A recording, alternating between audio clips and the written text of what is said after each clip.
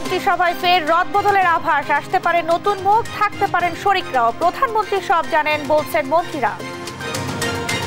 বিদেশে বেনজিরের সম্পদের অনুসন্ধানে বিভিন্ন দেশে বিএফআইর চিঠি, এনবিআর এর সাবেক কমিশনের দেশ ত্যাগের নিষেধাজ্ঞা। আনার হত্যা মামলায় গ্রেফতার আওয়ামী লীগ নেতা মিন্টু ৮ দিনের রিমান্ডে, জিজ্ঞাসাবাদে মিলতে পারে চাঞ্চল্যকর তথ্য বলছে ডিবি। ঈদযাত্রায় বাস, ট্রেন ও লঞ্চ টার্মিনালে যাত্রীদের ভিড়, মহাসড়কে বেড়েছে বাহনের চাপ, বাড়তি উদ্বেগ ছড়াচ্ছে লক্কর ঝক্কর বাস। এবং টস হেরে নেদারল্যান্ডসের বিপক্ষে ব্যাটিং করছে বাংলাদেশ, লক্ষ্য সুপার 8-এ থাকার।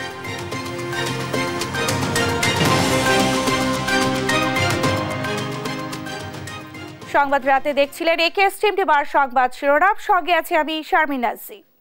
মন্ত্রিসভায় আবারও রদ বদলের আভাস, গুঞ্জন উঠেছে আকার বাড়তে পারে প্রধানমন্ত্রী শেখ হাসিনার ক্যাবিনেটের, আসতে পারে বাদ পড়াদের কেউ, যুক্ত হতে পারে নতুন মুখ, দপ্তর বদল হতে পারে কয়েকজন মন্ত্রীর। কিন্তু আওয়ামী লীগের কেন্দ্রীয় নেতা ও মন্ত্রিসভার সদস্যরা বলছেন এ বিষয়ে তাদের কাছে এখনো কোনো তথ্য নেই, এ বিষয়ে প্রধানমন্ত্রীর সিদ্ধান্তই চূড়ান্ত। জয় যাদবের রিপোর্ট। শপথ করিতেছি যে গেল 11 জানুয়ারি পঞ্চমবারের মতো সরকার প্রধানের দায়িত্ব নিয়ে 37 সদস্যের মন্ত্রিসভা গঠন করেন প্রধানমন্ত্রী শেখ হাসিনা। এতে 25 জন পূর্ণমন্ত্রী এবং 11 জন প্রতিমন্ত্রী। 2 মাসের মধ্যেই মন্ত্রিসভার আকার বাড়ান প্রধানমন্ত্রী। 1 মার্চ ক্যাবিনেটে যুক্ত হন 7 জন প্রতিমন্ত্রী। আবারও মন্ত্রিসভা রদবদলের আভাস পাওয়া যাচ্ছে। গুঞ্জন রয়েছে ঈদের পর অথবা বাজেট অধিবেশনের পর এটি হতে পারে। এতে বেশ কয়েকটি মন্ত্রণালয়ের মন্ত্রীর দপ্তর পরিবর্তন হতে পারে, পদোন্নতি পেতে পারেন 2-1 জন প্রতিমন্ত্রীও। মন্ত্রিসভা থেকে কেউ বাদ না পড়লেও আগের মন্ত্রিসভার কেউ কেউ ফিরতেও পারেন। আলোচনায় আছেন 14 দলের শরিক নেতারাও। তবে আওয়ামী লীগের সভাপতিমণ্ডলীর সদস্য এবং মন্ত্রিসভার সদস্যরা বলছেন এমন গুঞ্জন অনেক সময়ই শোনা যায়।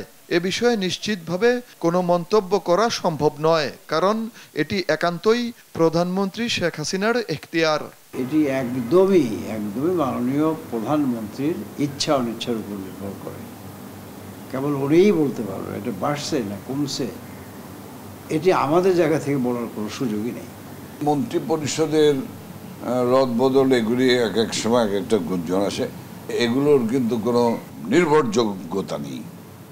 কারণ এর সমস্ত বিষয়টি হলো আমাদের পার্টির সভাপতি এবং মাননীয় প্রধানমন্ত্রী শেখ হাসিনার সিদ্ধান্ত নেবেন। উনি ভালো জানবেন কোনো পরিবর্তন কোনো প্রয়োজন হলে তিনি সিদ্ধান্ত নেবেন, আর সব কিছুই হলো আমাদের কল্পনাপ্রসূত। প্রধানমন্ত্রী ছাড়া 25 মন্ত্রী ও 18 প্রতিমন্ত্রী নিয়ে মন্ত্রিসভার আকার বর্তমানে 44 জনের। এতে 2 জন মন্ত্রী রয়েছেন টেকনোক্র্যাট কোটায়। জয় যাদব, দেশ TV, Dhaka. America, Canada, Australia সহ বিভিন্ন দেশের সাবেক আইজিপি বেনজির আহমেদের 27টি ব্যাংক অ্যাকাউন্ট ও 6টি অর্থলগ্নি প্রতিষ্ঠান থেকে অর্থ পাচারের তথ্য জানতে চিঠি দিয়েছে Bangladesh financial intelligence unit BFIU. এই তথ্য জানিয়ে দুর্নীতি দমন কমিশনের আইনজীবী বলেছেন 23 ও 24 জুন বেনজির ও তার পরিবারকে দুদকে হাজির হতে হবে। আইন অনুযায়ী আর সময় পাবেন না তারা। বিস্তারিত শামীমা আক্তারের রিপোর্টে। দুর্নীতির মাধ্যমে অবৈধ সম্পদ অর্জনের অভিযোগে সাবেক পুলিশ প্রধান বেনজির আহমেদের বিরুদ্ধে অনুসন্ধান করছে দুর্নীতি দমন কমিশন দুদক। সংস্থার আইনজীবী জানান, এরই মধ্যে দুদকের অনুসন্ধানে বেনজির আহমেদের বিরুদ্ধে অপরাধলব্ধ সম্পত্তির সন্ধান মেলায় আবেদনের প্রেক্ষিতে তার সব সম্পত্তি জব্দের নির্দেশ দিয়েছে আদালত। জব্দ সম্পত্তি রক্ষণাবেক্ষণের জন্য প্রশাসকও নিয়োগ করা হয়েছে। একই সঙ্গে বেনজিরের অপরাধলব্ধ সম্পত্তি বিশ্বের কোন কোন দেশে আছে তা জানতে বাংলাদেশ ফিনান্সিয়াল ইন্টেলিজেন্স ইউনিট বিভিন্ন দেশে চিঠি পাঠিয়েছে। আমরা যদ্দূর এটা জানতে পেরেছি, বিএফআইইউ আমরা একমন্ট গ্রুপের মেম্বার 137টা দেশের বিশ্বের, তারা বিভিন্ন দেশে চিঠি পাঠিয়েছে এবং চিঠির সূত্র ধরে সেই জিনিসগুলো এখন গভীরভাবে খতিয়ে দেখা হচ্ছে এবং অনুসন্ধান কার্যের শেষে সম্পূর্ণ চিত্র আপনারা পেয়ে যাবেন। যেসব দেশে ধরেন সম্ভাব্য আমাদের যোগাযোগ আছে তাদেরকে চিঠির মাধ্যমে একমন্ট ট্রিটির আওতায় তাদেরকে এটা জানানো হয়েছে, কোনো তথ্য পেলে যেন বাংলাদেশকে দেওয়া হয়। দুদকের আইনজীবী বলেন, বেনজির আহমেদের বিরুদ্ধে সব অনুসন্ধান শেষ করেই মামলা করবে দুদক। এর আগে তাকে তলব করে জিজ্ঞাসাবাদ করা হবে। বেনজির আহমেদ এখনো আসামি নন। তিনি অপরাধী কিনা পূর্ণাঙ্গ তদন্ত শেষেই জানা যাবে। দুদক আইন অনুযায়ী বেনজির ও তার পরিবার 15 দিনের সময় পেয়েছে। এরপর সময় বৃদ্ধি করা যাবে না বলেও জানান এই সিনিয়র আইনজীবী। দুর্নীতি দমন কমিশন 15 দিনের সময় দিয়েছে বিধি অনুযায়ী। এই 15 দিন পরে কমিশন আর কোনো সময় দিতে পারবে না এবং কমিশনের সময় দেওয়ার কোনো ক্ষমতা নেই। এখন দুদক নিশ্চিত করতে চায় ওনার জবাবদিহিতা। যে প্রপার্টিগুলো জব্দ হয়েছে সবগুলো এখন ডিসিপির অ্যাপয়েন্টমেন্ট হয়ে গেছে। কাজে খুব দ্রুততার সঙ্গে অনুসন্ধান চলে যাচ্ছে। অনুসন্ধান শেষে পূর্ণাঙ্গ চিত্র আপনি পাবেন। 2022 সালের 30 সেপ্টেম্বর আইজিপি পদ থেকে অবসরে যান বেনজির আহমেদ। একটি দৈনিক সংবাদপত্রে সম্প্রতি তার বিরুদ্ধে দুর্নীতির মাধ্যমে ব্যাপক সম্পদ অর্জনের তথ্য দিয়ে রিপোর্ট প্রকাশ করলে সারা দেশে তোলপাড় সৃষ্টি হয়। শামিমা আক্তার, দেশ টিভি, ঢাকা।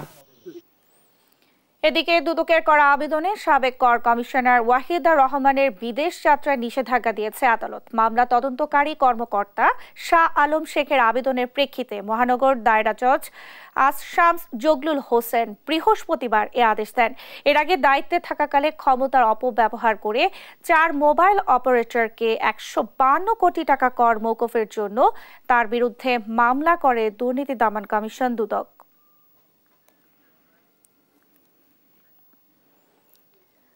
সংসদ সদস্য আনোয়ারুল আজিম আনার হত্যার ঘটনায় ঝিনাইদহ জেলা আওয়ামী লীগের সাধারণ সম্পাদক সাইদুল করিম মিন্টুর 8 দিনের রিমান্ড মঞ্জুর করেছেন আদালত। রিমান্ডে সাইদুল করিম মিন্টুর আনার হত্যাকাণ্ডে কিরূপ ভূমিকা ছিল তা বেরিয়ে আসবে বলে মনে করেন ডিবি প্রধান। বিস্তারিত শাহাদাত নিশাদের রিপোর্টে। বৃহস্পতিবার দুপুরে এমপি আনোয়ারুল আজিম আনার হত্যার ঘটনায় ঝিনাইদহ জেলা আওয়ামী লীগের সাধারণ সম্পাদক সাইদুল করিম মিন্টুকে ঢাকার অতিরিক্ত চিফ মেট্রোপলিটন ম্যাজিস্ট্রেট আদালতে হাজির করে 10 দিনের রিমান্ড আবেদন করেন ডিবি পুলিশের সিনিয়র সহকারী কমিশনার মাহফুজুর রহমান। শুনানি শেষে 8 দিনের রিমান্ড মঞ্জুর করে ঢাকার অতিরিক্ত chief metropolitan magistrate Tofazzal Hossain.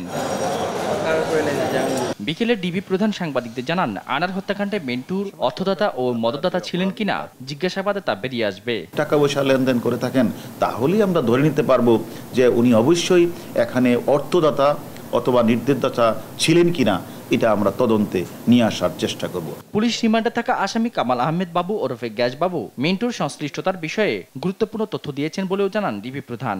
বাবু যে কথাটা বলেছেন, তার মোবাইল ফোন 3টায় আখতারুজ্জামান সাহেব নিয়ে গেছেন, তাকে ছবি দেখিয়েছেন, সেটার আমরা তার কাছে জিজ্ঞাসাবাদ করব তিনি কি কারণে এই মোবাইল ফোনগুলি নিয়ে গেলেন। গেল মঙ্গলবার বিকেলে ধানমন্ডি থেকে আওয়ামী লীগ নেতা মিন্টুকে জিজ্ঞাসাবাদের জন্য আটক করে ডিবি পুলিশ। শাহাদাত নিশাদ, দেশ টিভি, ঢাকা। এবার ঈদ যাত্রার খবর। প্রিয়জনের সঙ্গে ঈদ উদযাপনে ঢাকা ছাড়ছেন মানুষ। রাজধানী বাস, ট্রেন, লঞ্চ টার্মিনালে ভিড় বেড়েছে। রেলের ঈদ যাত্রার প্রথম দিনে শিডিউলে কিছুটা সমস্যা হলেও দ্বিতীয় দিনে তা কাটিয়ে উঠেছে। লঞ্চ টার্মিনালে যাত্রীর চাপ বেশি না থাকলেও বাস টার্মিনালে ভিড় করছেন যাত্রীরা। ঈদ যাত্রা নির্বিঘ্ন ও নিরাপদ করতে সব ধরনের ব্যবস্থা নিয়েছেন কর্তৃপক্ষ। বিস্তারিত মাহমুদ হাসানের রিপোর্টে। আগামী সোমবার সারা দেশে উদযাপন হবে পবিত্র ঈদুল আজহা। পরিবারের সাথে ঈদ আনন্দ ভাগাভাগি করতে ঢাকা ছাড়ছে মানুষ। ঈদযাত্রার দ্বিতীয় দিনে যাত্রীর চাপ বেড়েছে ঢাকা রেলওয়ে স্টেশনে। জটিলতা এড়াতে টিকিট দেখিয়ে কমলাপুরে প্রবেশের অনুমতি পাচ্ছেন যাত্রীরা। দিনের শুরু থেকে সময় মতো স্টেশন থেকে বিভিন্ন গন্তব্যে ছেড়ে যায় ট্রেন। এতে স্বস্তি প্রকাশ করেন যাত্রীরাও। আলহামদুলিল্লাহ পাইছি একটা টিকিট, এখন আল্লাহর রহমতে ভালোভাবে পৌঁছাইতে পারলেই এখন অনেক খুশি। আমার অনেক ভালো লাগতেছে নানু বাড়ি যে। অ্যাকচুয়ালি কোনো সমস্যা হচ্ছে না, তো টাইমলি মনে হয় ট্রেন ছেড়ে দিবে। 11:30 ট্রেন যদি রাইট টাইমে ছাড়ে তাহলে কোনো ভোগান্তি হবে না ইনশাআল্লাহ। ট্রেনের শিডিউল ঠিক রাখতে সব ধরনের ব্যবস্থা নেওয়ার কথা জানান স্টেশনের ম্যানেজার। প্রত্যেকটা স্টেশনে যেন ওনারা স্বাচ্ছন্দ্যভাবে নিরাপদে ওঠানামা করতে পারেন, সেখানেও একটা বাড়তি সতর্কতা অবলম্বন করতে হচ্ছে আমাদেরকে। যেখানে আগে লাগতো 2 মিনিট, আমরা সেখানে সময় দিচ্ছি 3 থেকে 4 মিনিট। অর্থাৎ যদি 10টা স্টেশন হয়, আমার ওখানে কিন্তু 20 মিনিট চলে যাচ্ছে। তো এসব কারণে যদি কোনো ট্রেন আপনার আধা ঘন্টা 1 ঘন্টা ডিলে হয়, সম্বন্ধিত যাত্রী সেটাকে খুব স্বাভাবিকভাবে ভেবে নেন। দুপুরে ঈদযাত্রা পর্যবেক্ষণে আসেন পুলিশের মহাপরিদর্শক চৌধুরী আব্দুল্লাহ আল মামুন। জানান, টিকিট কালোবাজারি রোধে পুলিশের সাইবার ইউনিট কাজ করছে। টিকিট কালোবাজারি রোধকল্পে রেলওয়ে পুলিশের সাইবার টিম সার্বক্ষণিক সামাজিক যোগাযোগ প্ল্যাটফর্মে মনিটরিং করছে। ইতিমধ্যে রেলওয়ে পুলিশ এবং র্যাব কর্তৃক চিহ্নিত টিকিট কালোবাজারি এবং জড়িতদের গ্রেপ্তার করে আইনের আওতায় আনা হয়েছে। ট্রেনের পাশাপাশি রাজধানীর টার্মিনালগুলোতেও বেড়েছে যাত্রীর চাপ। অভিযোগ পাল্টা অভিযোগ থাকলেও ঘরে ফেরার টিকিট পেয়ে খুশি যাত্রীরা। মাহমুদ হাসান, দেশ টিভি, ঢাকা। ঈদুল আজহার দিন বন্ধ থাকবে মেট্রো রেল। বহন করা যাবে না কোরবানির পশুর চামড়া ও কাঁচা কিংবা রান্না করা মাংস। এছাড়া আগামী 19 জুন থেকে রাত 9:10 পর বন্ধ থাকবে ওয়ান ওয়ে টিকিট বিক্রি। কেবল এমআরটি পাসধারীরা যাতায়াত করতে পারবেন বলে জানিয়েছেন ডিএমটিসিএল এর ব্যবস্থাপনা পরিচালক এমএএন সিদ্দিক। বিস্তারিত জান্নাতুল মোহনার প্রতিবেদনে। আগামী 17 জুন ঈদুল আজহা উপলক্ষে বন্ধ থাকবে মেট্রো রেল চলাচল। ঈদের পরও মেট্রোতে বহন করা যাবে না কোরবানি পশুর চামড়া ও কাঁচা কিংবা রান্না করা মাংস। বৃহস্পতিবার দুপুরে সংবাদ সম্মেলন করে এই তথ্য জানান ডিএমটিসিএল এর ব্যবস্থাপনা পরিচালক এমএএন সিদ্দিক। ঈদুল আজহা উপলক্ষে কোরবানির পশুর চামড়া, তারপরে এটা কোরবানির ছোট পশুও হতে পারে, তার সাথে সাথে কাঁচা মাংস অথবা রান্না করা মাংস, এগুলি বহন করা যাবে না। এছাড়া 19 জুন থেকে মেট্রো রেল চলবে নতুন সময়সূচি অনুযায়ী। স্পেশাল অফ পিক আওয়ারে শুধু এমআরটি বা র্যাপিড পাসধারীরা ভ্রমণ করতে পারবেন। রাত 9:10 পর স্টেশনের টিকিট বেচাকেনা বন্ধ থাকবে। আমরা পিক এবং অফ পিক আওয়ারটাকে অ্যাডজাস্ট করেছি। আমরা চেষ্টা করেছি যে যখন অফিস আওয়ারটা শুরু হয় তার পিছনের দিকে কম বেশি 2 ঘন্টা এবং সামনের দিকে কম বেশি 2 ঘন্টা, এটা হিসাব করে যাতায়াতের জন্য আমরা এটা ঠিক করেছি।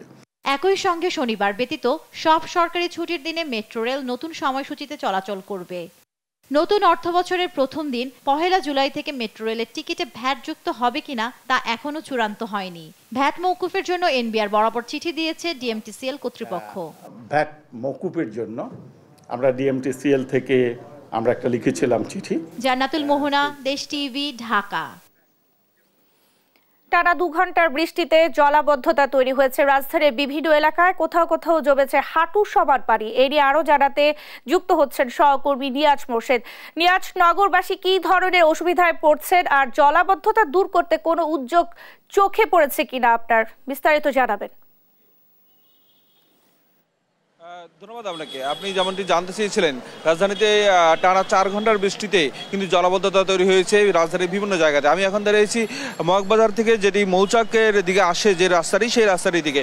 আপনি দেখতে পাচ্ছেন যে আসলে এই রাস্তাটিতে কিন্তু ইতিমধ্যে কিন্তু আপনার 4 ঘন্টার বৃষ্টিতে কিন্তু পানি জমে গিয়েছে এবং মানুষ কিন্তু আসলে আপনার এক ধরনের দুর্ভোগের শিকার হচ্ছেন, কারণ আপনার এই পানি কিন্তু আসলে কেউ হেঁটে পার হতে পারছেন না। আপনি যদি একটু দেখাই, আপনার এই ফ্লাইওভারের নিচ থেকে আসলে যে আপনার একটু সামান্য একটু জায়গা আছে, সেখান থেকে আসলে মানুষ হেঁটে হেঁটে আসতেছে এবং আপনার কেউ কিন্তু আসলে আপনার এই পানি পেরিয়ে আসলে আসতে পারছেন না।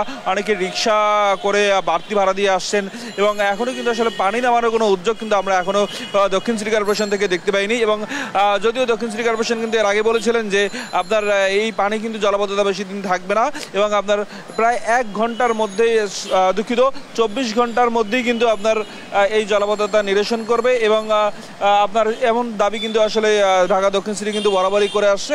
এবং সেই জায়গা থেকে কিন্তু আসলে আমরা দেখতে পাচ্ছি 4 ঘন্টা বৃষ্টির পরে এখনও কিন্তু প্রায় 5 থেকে 6 ঘন্টা কিন্তু পেরিয়ে গেছে, কিন্তু এখনও আসলে আপনার এই জলাবদ্ধতা নিরসনের কোনো উদ্যোগ তাদের পক্ষ থেকে আমরা দেখিনি। এবং সেই ক্ষেত্রে কিন্তু শুধুমাত্র আপনার দক্ষিণ সিটি নয় এবং উত্তর সিটির কিন্তু অনেক জায়গাতে আমরা জেনেছি মিরপুরেও কিন্তু আসলে পানি জমেছে। সেক্ষেত্রে কিন্তু আসলে আপনার সেখানে কিন্তু উত্তর সিটি কর্পোরেশনের এমন কোনো উদ্যোগ আমরা কিন্তু এবার দেখতে পাইনি আসলে আপনার এই পানি নামানোর জন্য। একটা বিষয় হলো, আপনাকে জানিয়ে রাখি, বারবারই কিন্তু আসলে বলা হয় পানি আসলে জমতে পারে, কিন্তু বৃষ্টি হওয়ার পরে পানি জমবে না এবং এই ধরনের আশ্বাস কিন্তু বারবার দেওয়া হচ্ছে, কিন্তু সেই আশ্বাসের পরেও কিন্তু আপনার জনগণ কিন্তু আসলে তার কোনো সুবিধা কিন্তু পাচ্ছে না এবং জনগণ কিন্তু বৃষ্টি হলেই কিন্তু এই আপনার রাজধানীর বিভিন্ন সড়কে কিন্তু আপনার পানি জমে যায় এবং জলাবদ্ধতা তৈরি হয়, যার কারণে কিন্তু দুর্ভোগ কিন্তু আসলে জনগণের কিছুদিন পিছু ছাড়ছে না এবং বারবার উদ্যোগ এবং বারবার আশ্বাসও কিন্তু আসলে কোনো ধরনের কোনো আপনার এই জলাবদ্ধতা নিরসনের জন্য কোনো পদক্ষেপ কিন্তু আমরা দেখতে পাইনি। এই ছিল জলাবদ্ধতা নিরসনে আমার কাছে সর্বশেষ তথ্য, ন্যান্সি। এবং আপনাকে আরেকটা জানিয়ে রাখি যে আসলে এখনো পর্যন্ত কিন্তু মানুষ কিন্তু দুর্ভোগী আসলে এই জলাবদ্ধতার কারণে কিন্তু পোহাচ্ছে। নিয়াজ, আপনাকে ধন্যবাদ। দর্শক, মগবাজার থেকে আমাদের সঙ্গে যুক্ত হয়েছিলেন সহকর্মী নিয়াজ মোর্শেদ। এবার জানাবো ডেটল অ্যান্টিসেপটিক সোপের সৌজন্যে কোরবানির পশুর হাটের খবর। ঘনিয়ে আসছে ঈদুল আজহা, এই জন্য পশুর হাটে এখন ভিড়। শেষ মুহূর্তের বেচাকেনায় সরগরম হয়ে উঠেছে হাট, বেড়েছে পশুর সরবরাহ। দাম নিয়ে বিক্রেতাদের রয়েছে মিশ্র প্রতিক্রিয়া, যদিও ক্রেতাদের অভিযোগ গরুর দাম হাঁকা হচ্ছে বেশি। সহকর্মীদের তথ্য চিত্রে শুভশ্রী রায়ের ডেস্ক রিপোর্ট। ক্রেতা বিক্রেতাদের পদচারণায় সরগরম কোরবানির পশুর হাট, চলছে দর কষাকষি। দেখে শুনে ক্রেতারা বেছে নিচ্ছেন পছন্দের পশু। পবিত্র ঈদুল আজহার বাকি আর মাত্র 3 দিন, তাই শেষ মুহূর্তে বাজার ধরতে ট্রাক পিকআপে বাজারে একের পর এক আসছে গরুর পাশাপাশি উঠেছে ছাগলও। পশু কিনতে বাজারে ভিড় বেড়েছে ক্রেতাদের। বরগুনায় নদীর তীরে বিশাল খোলা মাঠে উঠেছে অসংখ্য গরু। জেলায় এবারও মাঝারি গরুর চাহিদা বেশি থাকায় বড় গরু নিয়ে কিছুটা বিপাকে বিক্রেতারা। তবে গরুর বাজার চড়া বলছেন ক্রেতারা। সুন্দর গরু, ভালোই গরু, কিন্তু গৃহস্থ ছাড়তেছে না। সামনে যে দিনই যায় একটু দাম একটু আরো বেশি বৃদ্ধি হয় মনে হয়। 1,20,000-30,000 টাকা একটা গরুর পিছে খরচা হয়েছে। গরু বলতেছে 80,000, 90,000। হ্যাঁ, আমরা তো পুরো এখন ডাউনে আছি। ময়মনসিংহের হাটগুলোতে দাম নিয়ে সাধারণ ক্রেতা বিক্রেতা আর পাইকারদের রয়েছে মিশ্র প্রতিক্রিয়া। বড় গরু তুলনায় এবার মাঝারি ও ছোট সাইজের গরুর চাহিদা বেশি। 1 থেকে 1.5 লাখ টাকার গরু টার্গেট করছেন সাধারণ ক্রেতারা। তবে ন্যায্য দাম পাওয়া নিয়ে শঙ্কায় রয়েছেন বিক্রেতারা। এই গরুটা আমার কেনা আছে 1,20,000, এই গরুর দাম করে আমার 1,60-70। ওই তুলনা হিসাবে যা আশা করছি ওই দাম হইতাছে না। যারা গরু বিক্রেতা তারা দাম বেশি যাচ্ছে। সামনে শুক্রবারের এখানে বড় বাজার, ওই বাজারে এই সম্পর্কে বলবে আজকে বলতেছে না। হাটে জাল টাকা শনাক্তে বুথ বসানো সহ ক্রেতা বিক্রেতার নিরাপত্তা নিশ্চিতে বিভিন্ন ব্যবস্থা নেওয়ার কথা জানায় হাট কর্তৃপক্ষ। পর্যাপ্ত ব্যবস্থা রাখছি, ভলান্টিয়ার আছে আমাদের, বাসে সারি বেঁধে ব্যবস্থা দিচ্ছি, তারপরে লাইটিং ব্যবস্থা আছে, মাইকিং ব্যবস্থা আছে। তীব্র গরম উপেক্ষা করে সীমান্তবর্তী জেলা লালমনিরহাটে জমে উঠেছে পশুর হাট। দাম নিয়ে ক্রেতা বিক্রেতার মতো পার্থক্য থাকলেও বড় বাড়ি, চাপার হাট, বড় খাতা সহ বড় বড় পশুর হাটে দেখা গেছে ক্রেতাদের উপচে পড়া ভিড়। এসব হাট চলে গভীর রাত পর্যন্ত। 1 বছর গরু পালিয়ে আজকে আমাদের লস। ফিড ভুসির দাম অনেক বাড়ি গেছে। এত ব্যাপক হারে হাট, তারপরও জায়গার সংকট। সর্বোচ্চ 1,20,000-30,000 ভিতরে এই ধরনের গরুগুলো বেচাকিনি হতেছে। 3 ঘন্টা থেকে ঘুরতেছি, গতবারের তুলনায় এবার অনেক দাম। জেলার হাটগুলোতে অসুস্থ পশু শনাক্ত, সেবা দেওয়া সহ নানা পরামর্শ দেওয়ার কাজ করছে প্রাণী সম্পদ বিভাগ। হাটগুলোতে পশুর পরীক্ষা, স্বাস্থ্য পরীক্ষা এবং তাদের গর্ভ পরীক্ষা সহ অন্যান্য সেবা দেওয়া হচ্ছে, যাতে অসুস্থ কোনো পশু এই হাটগুলোতে বিক্রি না হয় সেগুলো আমরা দেখভাল করছি। জেলার চাহিদা মিটিয়ে এসব হাট থেকে অতিরিক্ত পশু চলে যাচ্ছে রাজধানী সহ দেশের বিভিন্ন জেলায়। শুভশ্রী রায়, নিউজ ডেস্ক, দেশ টিভি। ছলচাতুরি করে কোরবানির পশুর দাম বাড়ালে পরে মাথায় হাত পড়বে বলে মন্তব্য করেছেন মৎস্য প্রাণী সম্পদ মন্ত্রী আব্দুর রহমান। মন্ত্রী জানান, দেশে কোরবানির পশুর চাহিদা আছে 1,07,00,000, সেখানে সরবরাহ আছে 1,30,00,000। এই জন্য সরবরাহের ঘাটতি হওয়ার সুযোগ নেই।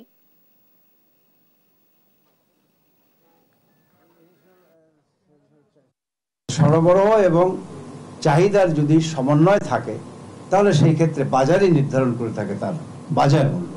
এই গরু তো আমার যোগান আছে, এই গরু তো আমার সরবরাহ করার মতো মজুদ আছে। তো সুতরাং যারা বিক্রি করবে তারা তো এই বাজারের উপর একটা চাপ সৃষ্টি হবে। সেই জায়গায় তখন এই যে যারা আজকে কৌশলে বা নানান ছলচাতুরির মধ্যে দাম হাঁকাচ্ছে, ওদের মাথায় হাত পড়তে বাধ্য। সবাই যখন গভীর ঘুমে, পাখিদের সাথে বাবা ঘুম থেকে উঠে যায়। মা বলেছে শহরের সবার জন্য কাজ করাই আমার বাবার দায়িত্ব। আমরাও তাই সবার কথা চিন্তা করে আমাদের ঈদটা স্যাক্রিফাইস করি। সবাইকে সুরক্ষিত রাখতে এমন নিরলস কাজ করে যায় যারা, সুরক্ষিত থাকুক তারা। দেখো আজ খুশি আকাশ, আনন্দ ভরা মুখ, যে জীবন দিলেন সবার তরে।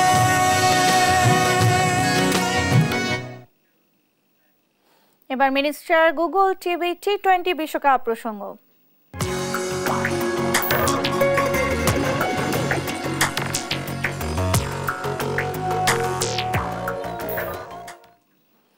টি-20 বিশ্বকাপে নিজেদের তৃতীয় ম্যাচে নেদারল্যান্ডসের বিপক্ষে টস হেরে ব্যাট করছে বাংলাদেশ। এ পর্যন্ত টাইগারদের সংগ্রহ 2 উইকেটে 46 রান। সেন্ট ভিনসেন্টের অ্যারন ভ্যালি গ্রাউন্ডে অপরিবর্তিত একাদশ নিয়ে মাঠে নামে বাংলাদেশ। ওপেনিংয়ে ব্যাট করতে নেমে আবারও ব্যর্থ টাইগার অধিনায়ক নাজমুল শান্ত। দ্বিতীয় ওভারেই আরিয়ানের বলে লিভার সুইপ করতে গিয়ে স্লিপে ক্যাচ দেন এই ব্যাটার। 3 নম্বরে ব্যাট করতে নেমে ব্যর্থ হয়েছেন লিটন দাসও, তবে এক প্রান্তে রানের চাকা সচল রাখেন তানজিদ তামিম।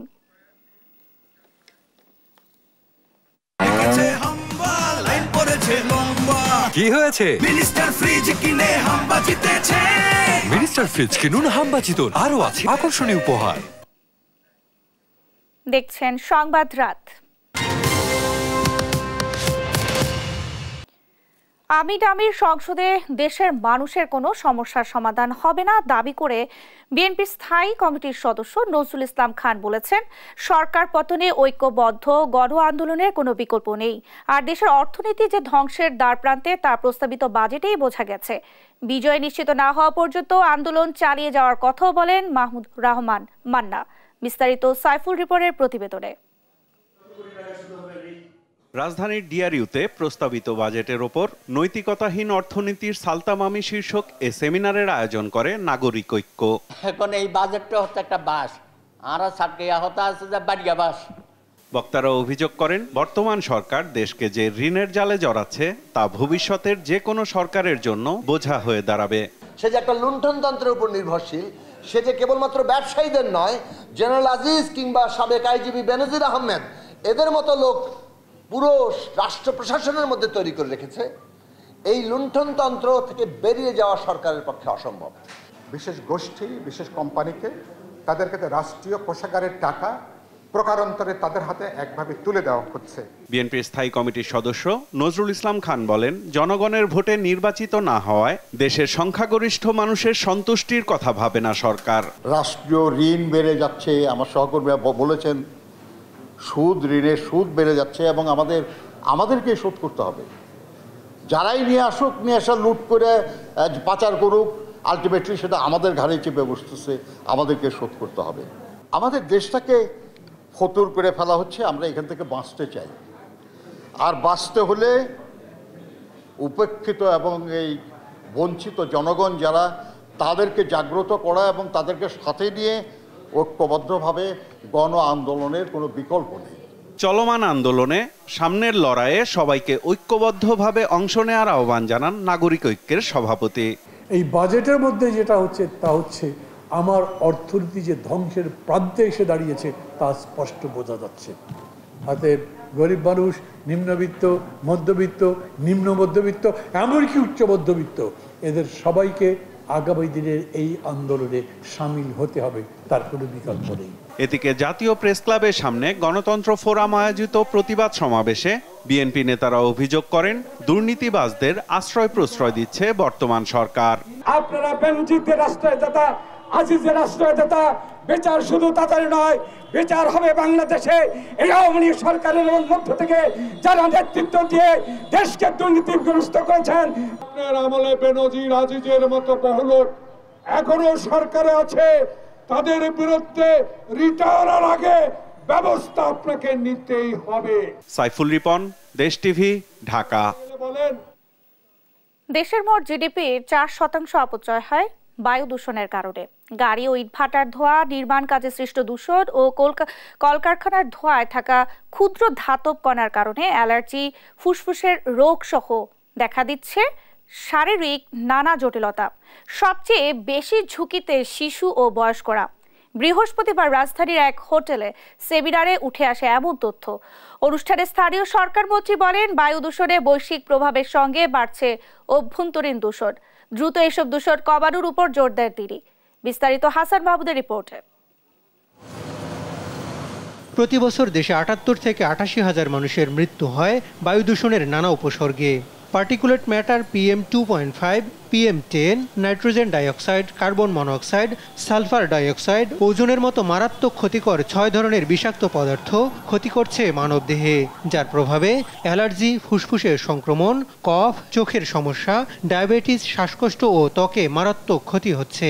বায়ুদূষণের এ প্রভাবে প্রতি বছর অপচয় হচ্ছে জিডিপির 4%।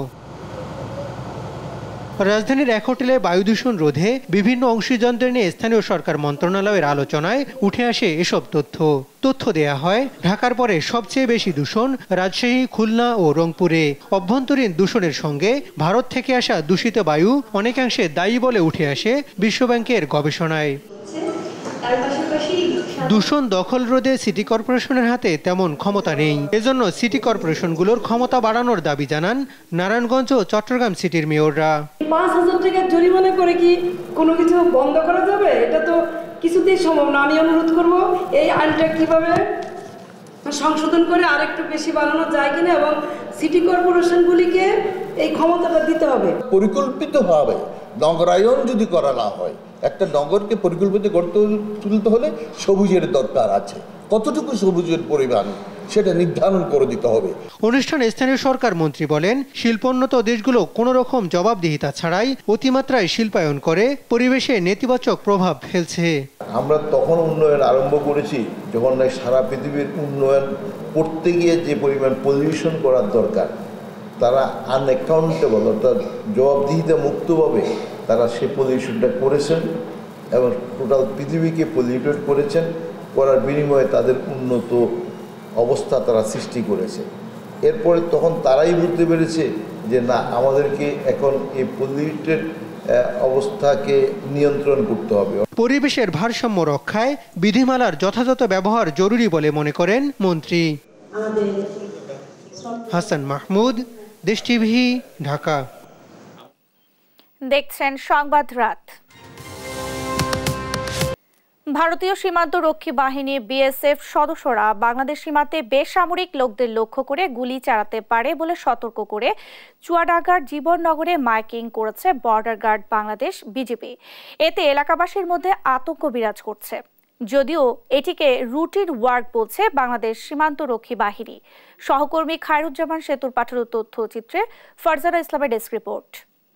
বিএসএফ সদস্যরা সীমান্তের নিকটবর্তী বাংলাদেশি অসামরিক ব্যক্তিদের লক্ষ্য করে গুলি চালাতে পারে এমন সতর্কবার্তা দিয়ে মঙ্গলবার দুপুরে চুয়াডাঙ্গার জীবননগরে মাইকিং করে বাংলাদেশ সীমান্তরক্ষী বাহিনী বিজিবি। অনুরোধ করা যাচ্ছে, মাইকিংয়ে বলা হয়, ভারতীয় সীমান্তরক্ষী বাহিনী বিএসএফ সদস্যরা সীমান্তের নিকটবর্তী বাংলাদেশি বেসামরিক মানুষদের লক্ষ্য করে চালাতে পারে গুলি, তাই স্থানীয়দের সতর্কভাবে চলাফেরা করতে বলা হয়েছে। সেই সঙ্গে সীমান্ত এলাকায় না যেতে অনুরোধ করা হয়। স্থানীয়রা জানায়, গত সোমবার রাতে ভারত সীমান্তে ভারতীয় সীমান্তরক্ষী বাহিনী বিএসএফ এর এক সদস্যকে কুপিয়ে জখম করে দুর্বৃত্তরা। বিএসএফ হামলাকারীদের বাংলাদেশি দাবি করে মঙ্গলবার দুপুরে বিজিবির সাথে পতাকা বৈঠকে বসে। বৈঠক শেষে সীমান্ত এলাকায় এ মাইকিং করে 58 বিজিবির উথলি বিশেষ ক্যাম্পের সদস্যরা। অনুরোধ ক্রমে উথলি বিশেষ ক্যাম্প। যদিও বিজিবির মহেশপুর 58 ব্যাটালিয়নের অধিনায়ক বলছেন, এ মাইকিং বিজিবির রুটিন ওয়ার্কের অংশ। এটা আমাদের তো রেগুলার রুটিন ওয়ার্ক। জনসচেতনতা বৃদ্ধির জন্য আমরা মাসে 2 থেকে 3 বার করি। এখন আপনারা হঠাৎ করে শুধু একদিনের জিনিসটা কেন নিয়ে টানাটানি করছেন আমি তো বুঝতে পারছি না, কারণ এটা তো আমাদের রুটিন ওয়ার্ক। জনসচেতনতামূলক কর্মকাণ্ড, জনগণকে একত্রিত করে তাদের সামনে সীমান্ত এলাকায় নিরাপত্তা এবং সীমান্ত এলাকায় কি করতে হবে কি করতে হবে না এই জিনিসগুলো বলা হয়। এ ঘটনার পর থেকে জীবননগর সীমান্ত এলাকার বাসিন্দারা চলাফেরা করছেন বাড়তি সতর্কতায়। নিউজ ডেস্ক, দেশ টিভি। বগুড়ায় আবারও ব্যাংক লুটের ঘটনা। আইএফআইসি ব্যাংকের মাটিডালি উপশাখার সিন্দুক ভেঙে চুরি হয়েছে 29 লাখ টাকা। এ বিষয়ে ব্যাংক কর্তৃপক্ষ কথা বলতে রাজি না হলেও পুলিশ বলছে নিরাপত্তার ঘাটতি ছিল ব্যাংকটির। সঞ্জু রায়ের তথ্যচিত্রে আরো জানাচ্ছেন শুভশ্রী রায়। ক্যামেরা থেকে নিজেকে আড়াল করতে বেলচার এমনই ব্যবহার চোরের। এটি বগুড়ার ব্যাংক থেকে 29 লাখ টাকা চুরির সিসিটিভির ফুটেজ। সিসিটিভির ফুটেজে দেখা যায় বুধবার দিবাগত রাতে 2:22 মুখে পলিথিন পেঁচিয়ে বেলচা দিয়ে মুখ ঢেকে ব্যাংকে প্রবেশ করে চোর। প্রথমে সিসিটিভি ঘুরিয়ে আরেকজনকে সাথে নিয়ে ঢোকে ব্যাংকে। তারা দুজনে মিলে লুটে নেয় 29,40,000 টাকা। পুলিশ জানায় বারবার আইনশৃঙ্খলা বাহিনীর পক্ষ থেকে সতর্ক করা হলেও ব্যাংকটি নিরাপত্তা নিশ্চিতে নেয়নি কোনো ব্যবস্থা। এমনকি ওই রাতে সেখানে ছিল না কোনো নিরাপত্তা প্রহরী। ব্যাংক থেকে টাকা চুরি হয়েছে এবং আমরা যেটা এই পর্যন্ত যেটা আমরা আমাদের অ্যানালিসিস সেই অনুযায়ী আমরা দেখতে পাচ্ছি যে এটা রাত 2টার পরবর্তী একটি ঘটনা ঘটেছে আমরা ধারণা করছি। এই আইএফআইসি ব্যাংকের মাত্র 2জন কর্মকর্তা রয়েছেন এবং একজন ওয়াচম্যান এবং একজন ক্লিনার রয়েছে এবং এই তাদের হচ্ছে জনবল। এছাড়া রাতের বেলা কোনো নাইট গার্ড এখানে থাকেন না। তবে দ্রুততম সময়ে দোষীদের গ্রেপ্তারে কাজ চলছে বলে জানায় পুলিশ। এই চুরি ঘটনার রহস্য উদ্ঘাটন করব, কারা জড়িত শনাক্ত করব এবং গ্রেপ্তার করব। আমরা যে চুরি হয়েছে টাকা চুরি হয়েছে সেই চোরাইকৃত টাকা উদ্ধারের আমরা সর্বোচ্চ চেষ্টা চালাবো। এদিকে টিভি ক্যামেরা দেখেই তাড়াহুড়ো করে ঘটনাস্থল ত্যাগ করেন ব্যাংকটির মাটিডালি উপশাখার ম্যানেজার। আইএফআইসি ব্যাংকের বগুড়া প্রধান শাখার ম্যানেজার চুরির বিষয়টি আইন শৃঙ্খলা বাহিনী তদন্ত করছে জানিয়ে নিরাপত্তার বিষয়টি এড়িয়ে যান। সিআইডি টিম আসছে, ক্রাইম টিম আসছে, তারা দেখছে, দেখার পরে আপনাদের আমরা বলতে পারবো। আপনি ভিডিও কি দেখলেন? এখন আমরা ভিতরে ওনারা কাজ করছে ভিতরে। সদরের ব্যস্ততম এলাকায় অবস্থিত এই উপশাখায় চুরির ঘটনা ভাবিয়ে তুলেছে সাধারণ মানুষকেও।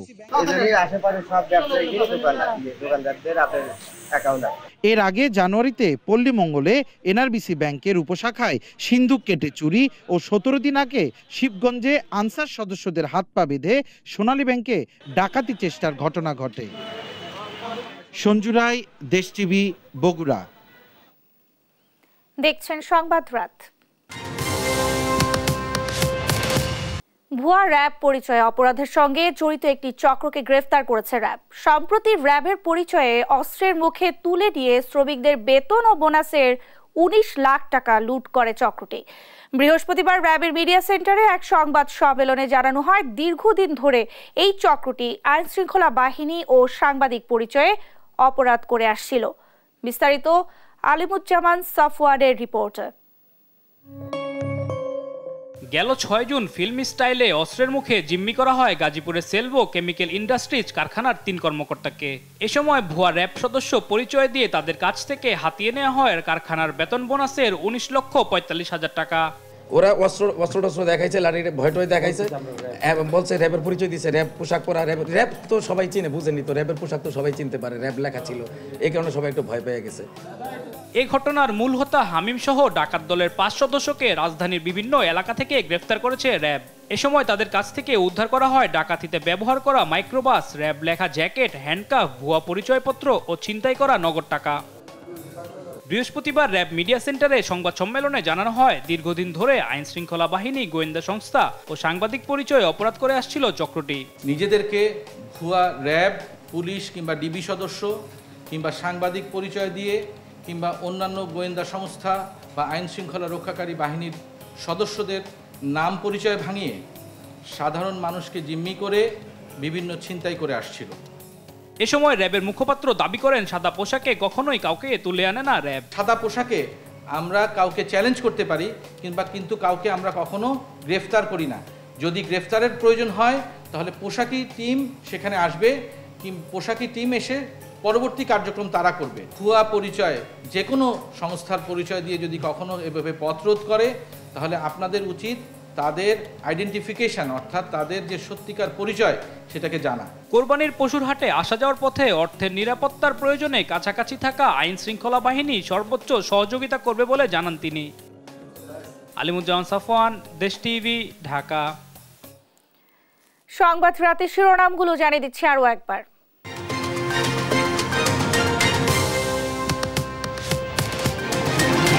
মন্ত্রিসভায় ফের রদবদলের আভাস, আসতে পারে নতুন মুখ, থাকতে পারেন শরিকরাও, প্রধানমন্ত্রী সব জানেন বলছেন মন্ত্রীরা। বিদেশে বেনজিরের সম্পদের অনুসন্ধানে বিভিন্ন দেশে বিএফআইউর চিঠি, এনবিআরের সাবেক কমিশনারের দেশ ত্যাগে নিষেধাজ্ঞা। আনার হত্যা মামলায় গ্রেফতার আওয়ামী লীগ নেতা মিন্টু 8 দিনের রিমান্ডে, জিজ্ঞাসাবাদে মিলতে পারে চাঞ্চল্যকর তথ্য বলছে ডিবি। ঈদ যাত্রায় বাস, ট্রেন ও লঞ্চ টার্মিনালে যাত্রীদের ভিড়, মহাসড়কে বেড়েছে বাহনের চাপ, বাড়তি উদ্বেগ ছড়াচ্ছে লক্কর ঝক্কর বাস। এবং টস হেরে নেদারল্যান্ডসের বিপক্ষে ব্যাটিং করছে বাংলাদেশ, লক্ষ্য সুপার 8-এ থাকার।